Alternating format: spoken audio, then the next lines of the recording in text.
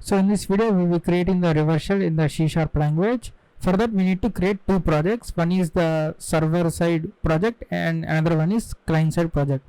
So let's go and create this console app.NET framework and say server socket and click on create.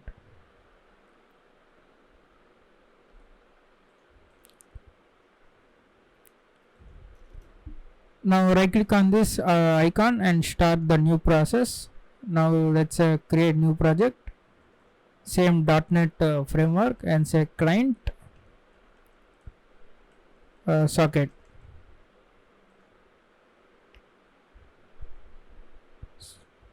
So this is the server socket, you can see on the right side. First let's build the connectivity between them. We need to use the socket function. To do that we need to import the system.net.sockets. Also import system.net. Before that we need to bind this server socket to some IP address of our adapters.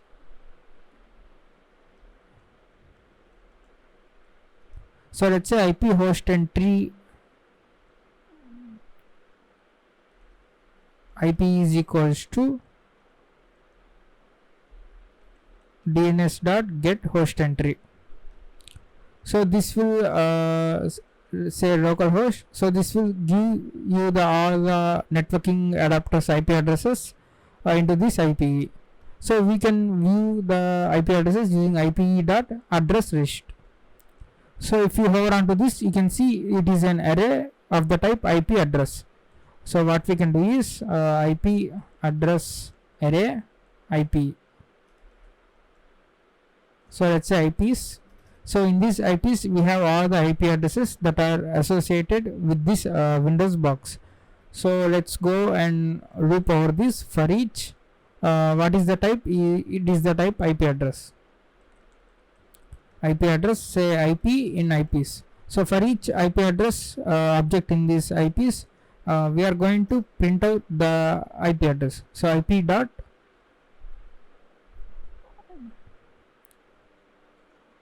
address. So let's go and build this one and let's run this.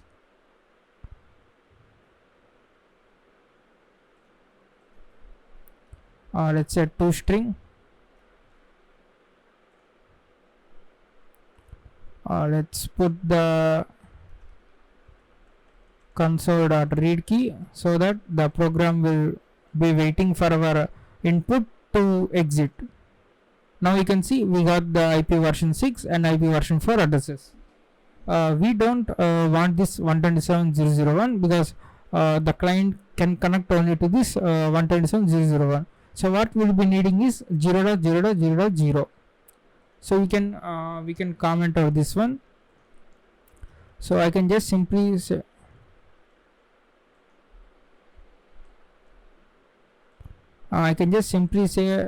IP address dot any. So this will be assigned the 0.0.0, and here you can see the value 0000.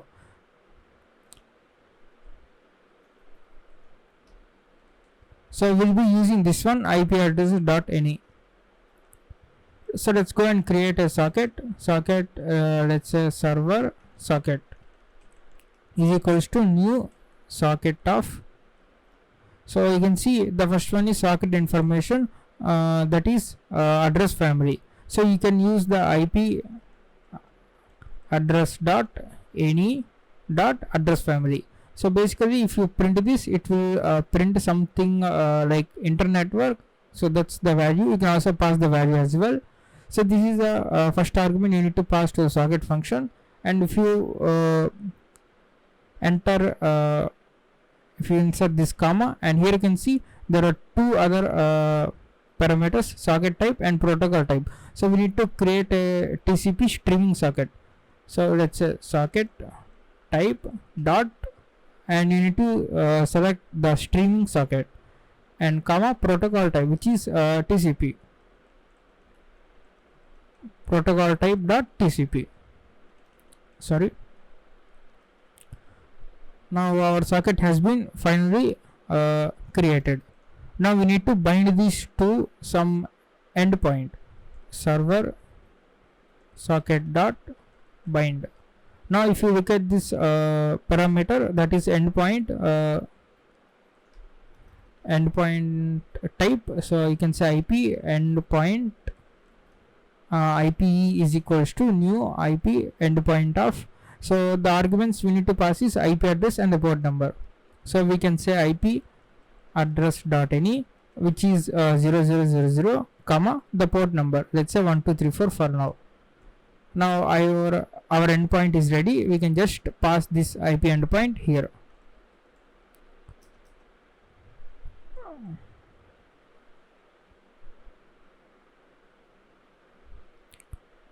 Now you can say server socket dot listen for the backlog. So the backlog is maximum connections.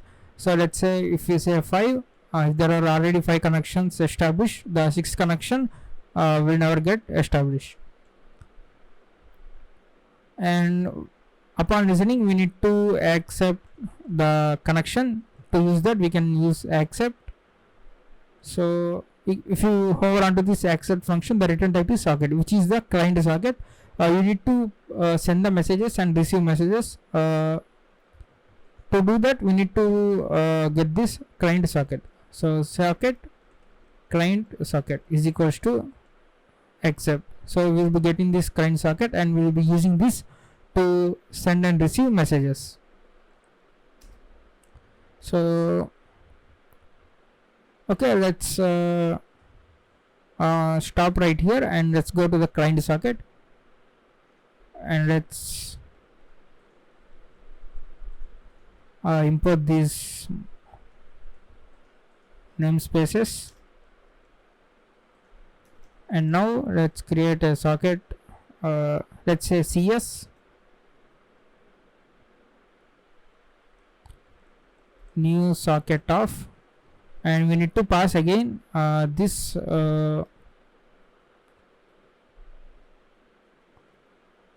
address family. If you look at this one, we have passed IP address dot any dot address family, but here we need to create one IP address, that is IP address server IP. So that is 127.0.0.1, or we can say 0000. So we can say IP address dot parse. So we have this parse function and it will accept the string. So we have this server IP address type. We can pass server IP dot address family. So this will get the value of internetwork. Now socket type dot same streaming socket and protocol type dot TCP. So my client socket is ready to connect to the server. CS dot connect off. So we need to create the endpoint the same way in the server script. IP endpoint is equals to new IP endpoint of IP address and the port number. We can say server underscore IP comma port number, which is 1234, which the server socket is listening, and connect to the IP endpoint. So the connection has been established.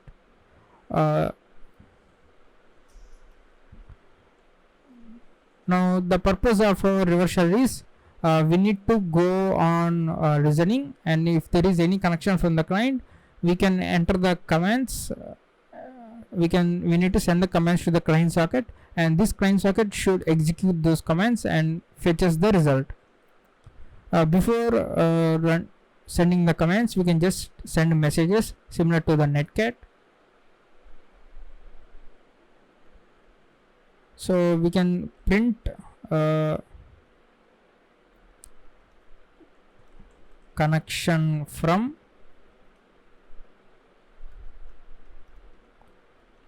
client socket dot remote endpoint.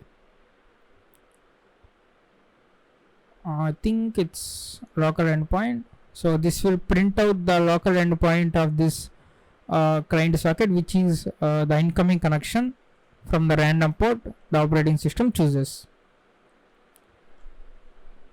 Now we need to deal with the messages, right? So let's first send a message.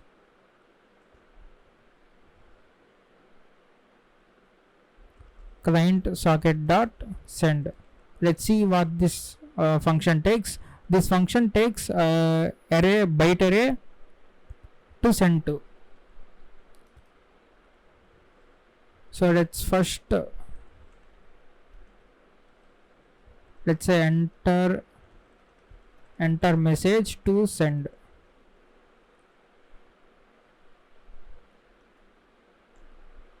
And we need to read this into this let's say message console.read line.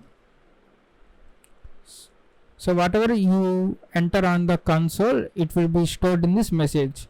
Now we need to convert this message into bytes. So to do that, we can say encoding dot ASCII dot get bytes. So this will convert the string into the bytes.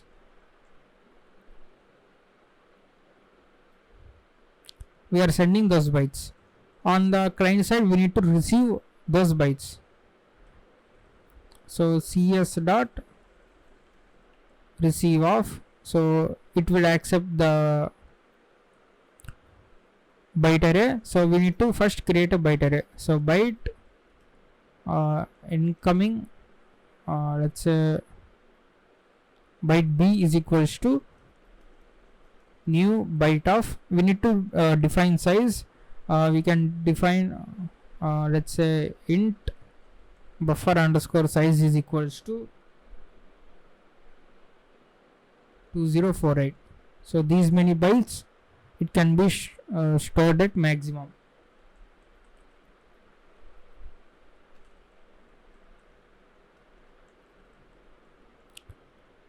So whatever the bytes sent by the server, we can store this in B. And there is one big problem in using the byte arrays. Suppose let's say incoming message is A B C D E F G H, and if you receive these bytes will be stored in this array.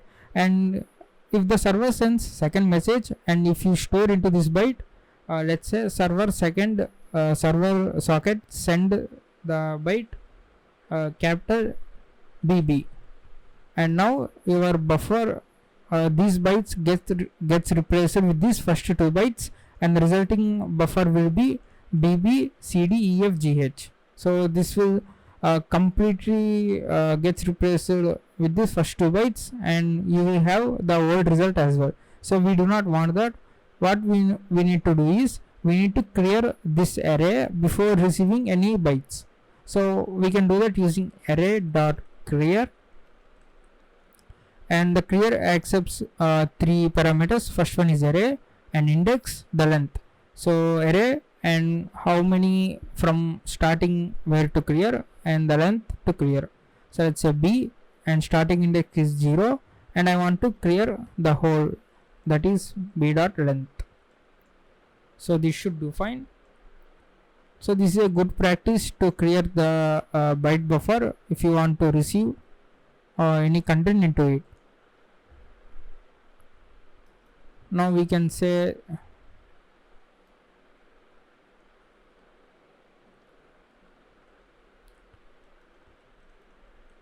received from server.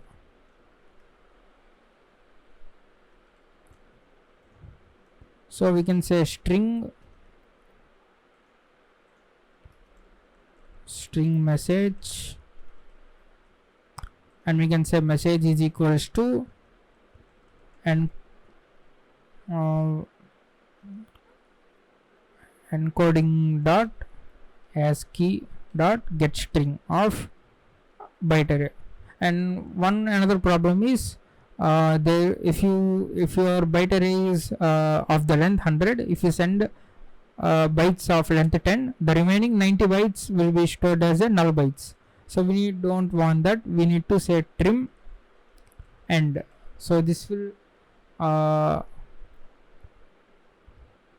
trim the right side portion of an array. So the 90 null bytes gets trimmed. We will get only the exact 10 bytes. So we can say receive from the server message. And finally what we want to do is we want to close this socket.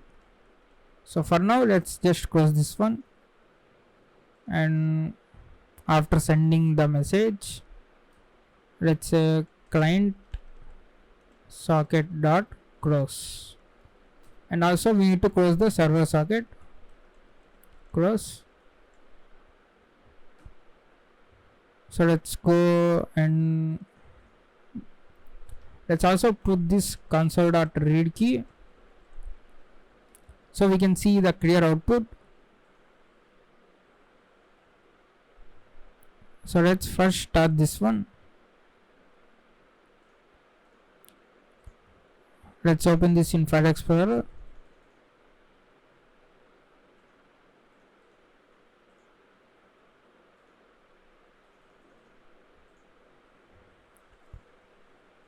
So let's run this client socket.exe.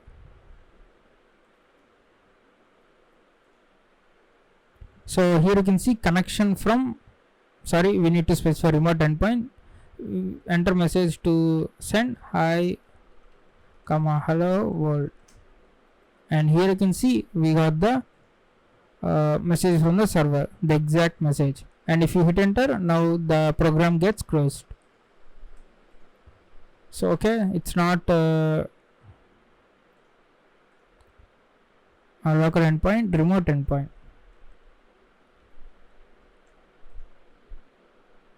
So we need to loop this one to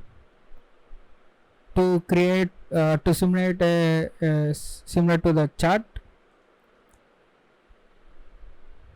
So enter message to send, we have received the message, and while of message not is equals to, let's say, quit.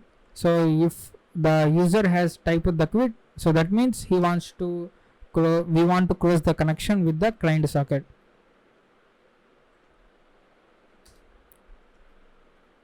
So while message not is equals to quit, we want to send the message and we also want to receive the message. Client socket dot receive of, so we do not create a byte buffer, byte SB, it's a server buffer,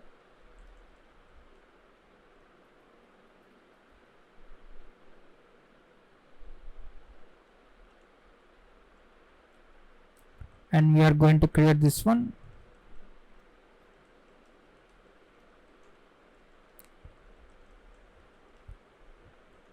Always attach this line just before this receive, so that you can identify that we are clearing the buffer before we are receiving this one, receive of SB. And we can print that one.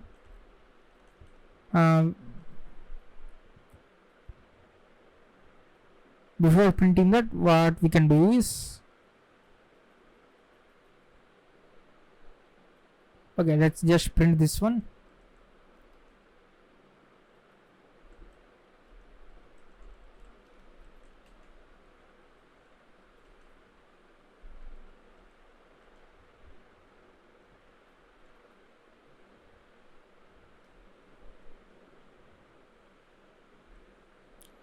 I'm just gonna copy this trim end. So when we send the message, we got the response, and after that we need to start this again. Enter message to send,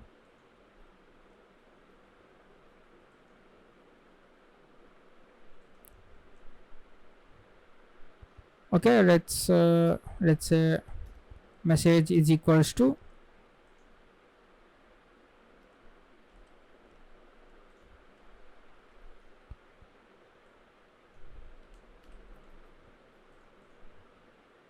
okay, so we should be good to go. First we are sending the message the user is given, and then we are receiving some data and we are just printing that, and again we are going to sending the message. So this should do fine. On the client side,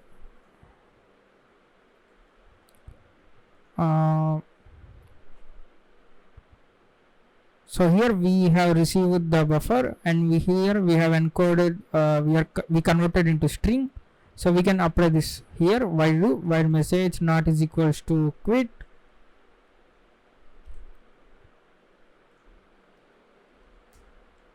So received from the server message, and here what we are going to do is we are going to send the same message received by this client. For now, let's simulate like netcat. Let's say string result. So result is equals to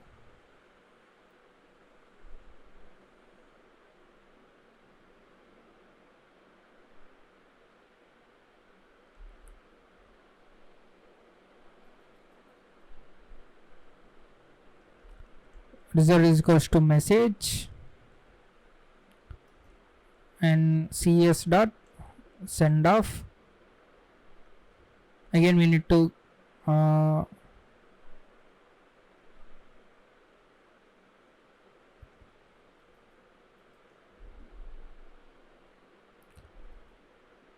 we can say encoding dot ASCII dot get bytes of result. So you can directly send these bytes without storing in a variable. So after sending that, we need to again start receiving for the message. So we can do this, copy this one, cs dot receive of b, and copy this again, message is equals to, we are converting this received bytes, and also copy this one, we need to clear the array before receiving. Okay, so this should good to go. So let's build both and start the server socket, and let's run the client socket, and here enter message to send. So the client is waiting for the message. Let's say hi, and here you can see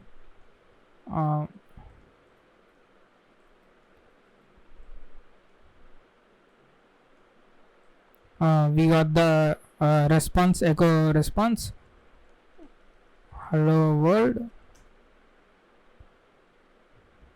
welcome to my YouTube.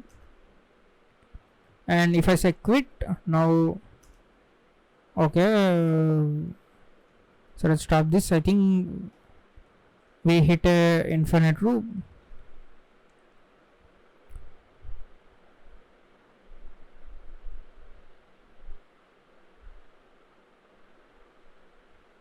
So I have found the problem. The problem is in our server socket. So whenever you type the COVID in this prompt, now you can see we are printing this output, and we need to send this to this client socket. So instead of sending, we are first checking whether message is not is equals to quit or not.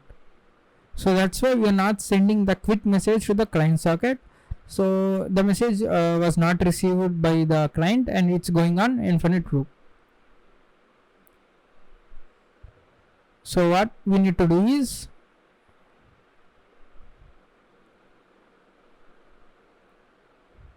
let's cut this one and paste here. So first initial message we are sending any message where that message is not is equals to quit, and if that message is a quit, then we directly go to the close connections. If it's not is equals to quit, then what we can say is we want to send another message, and then here we are receiving the message into the buffer, and then we are printing the output, and then here we are reading the input from the user, and we need to send this one. Okay, so we can copy this. So we need to we are good to go, I guess. So we are sending the quit message, and we are then verifying. So here you can see the pattern. On the client side it's send and receive, on the server side it's receive and the send. So let's start this one, and also start here. So we have client socket and server socket. So we got connection from client, and let's say hi,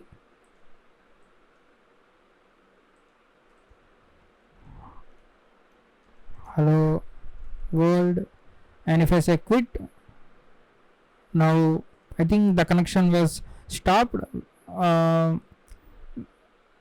So the programs are waiting for the user input, console.read key. So you can see. So let's comment this one.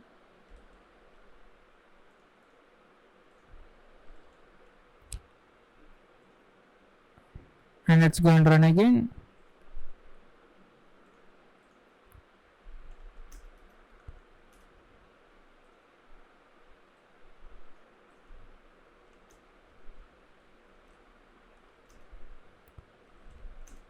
So whenever I say quit, now you can see both programs gets quit.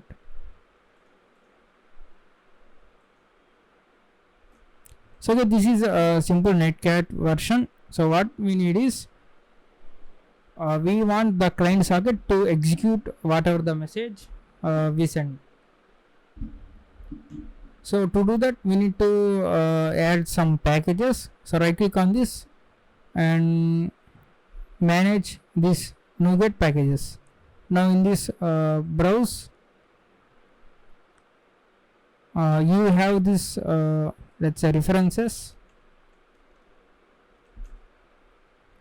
So search for this PowerShell 5 reference assemblies. So I think this one.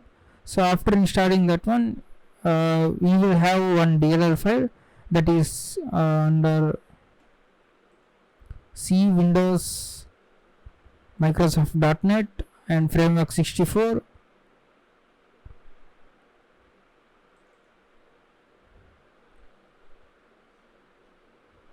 So it's a DLL file that contains the PowerShell, that is system.management.automation. So I forgot this. Let's Google this one.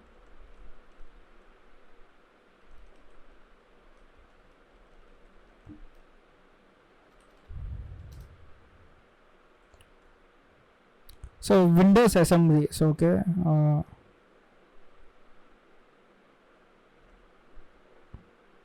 Windows assembly.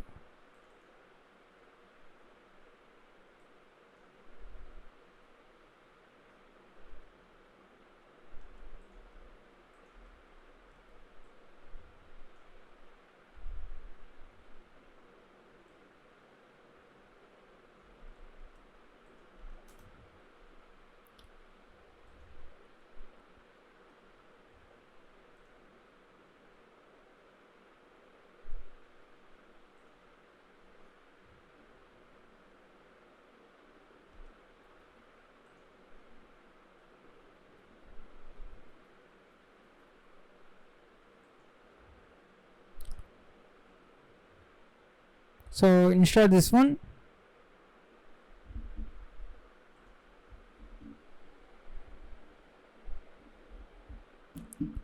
So now right click on this, add a reference.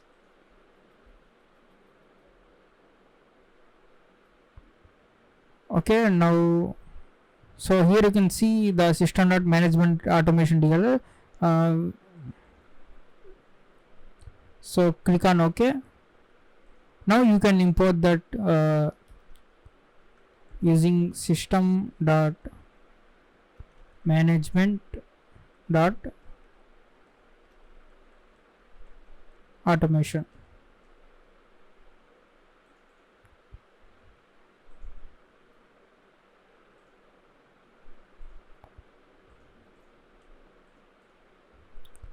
Now we also need to add another namespace, system dot management dot automation dot run spaces. So let's create a new function that is public string get result. So it takes the string as a command, so it will take a command and execute the command and gets us the output. So here what we are going to do is we are going to create a run space. So in that run space we are going to create a new instance of PowerShell. So in that PowerShell we are going to execute the commands and get the results. So this is an advantage of creating a new process. So in this PowerShell runs in the full language mode. So automatically we are going to bypass this constrained language mode. Okay, so what we are going to do is we are going to create a run space. So run space configuration rc is equals to run space configuration dot create. So this will create a configuration, and we need to create a run space with this run space configuration. So we can say run space r is equals to run space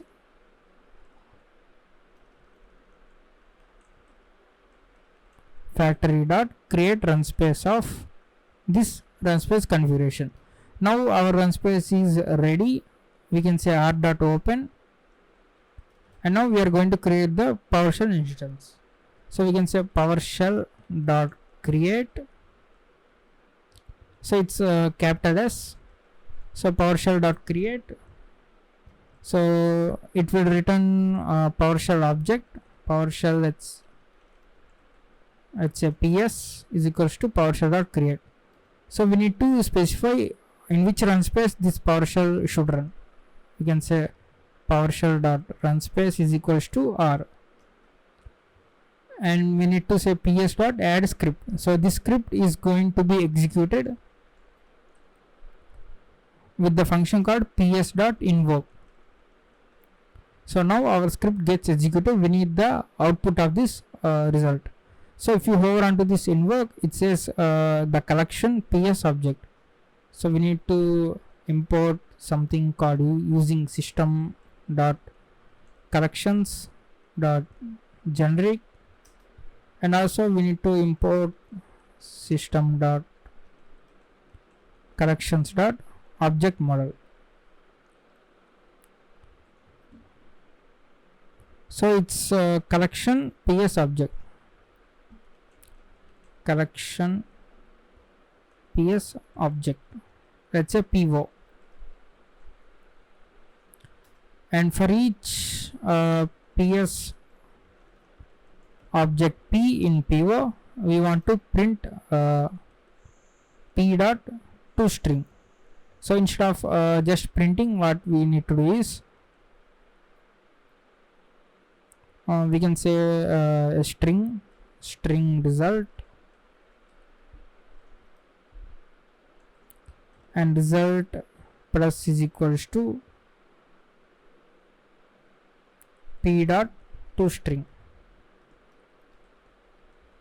and finally return this result.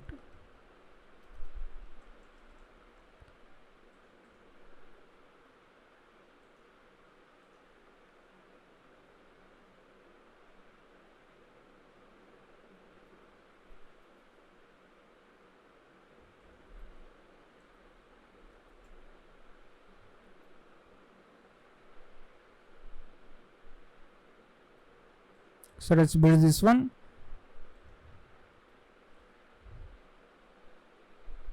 Let's also say if the output result is empty, if of result is equals to empty, we can say return error occurred. Otherwise we are going to return the normal output. So I think we are good to go.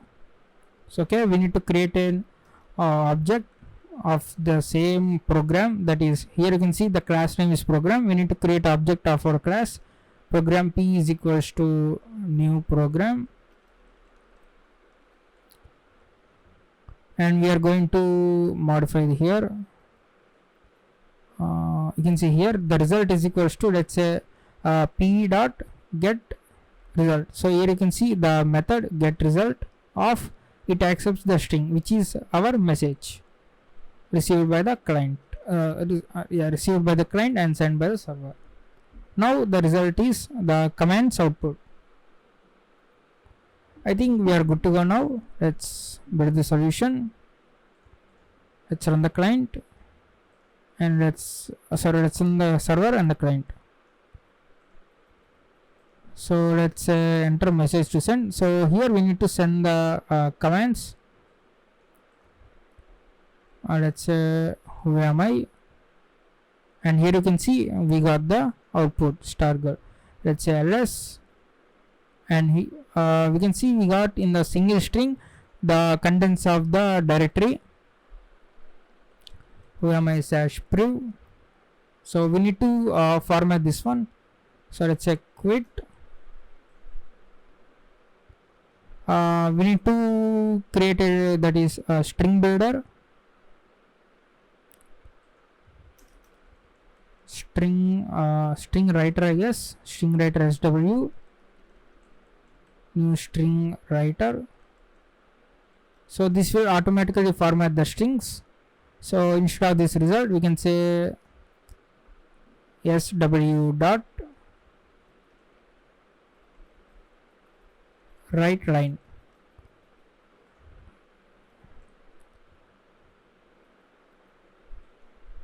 And result is equals to SW dot to string. So this will take the strings and gets a neat little format. String writer, it's in using system.io. Now let's build this one. Okay, we did not get any errors. So we are good to go. Let's start this.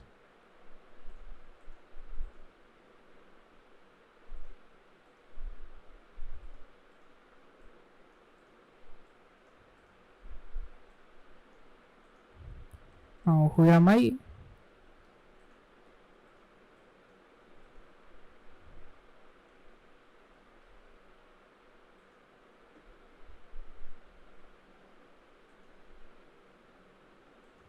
Okay, is there any? So okay, let's say ls, and here you can see the clean output. Who am I /priv, and if you type some normal message, so there is, so we got the error occurred, and we still get this command execution.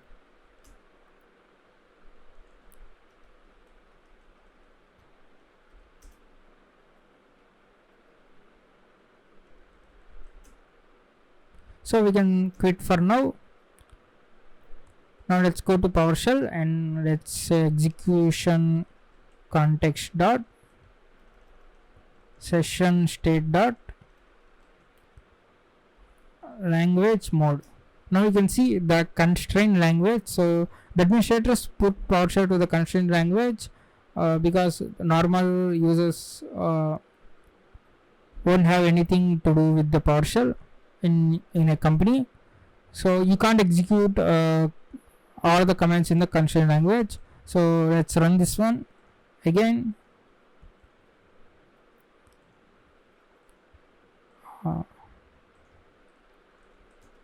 So let's execute the same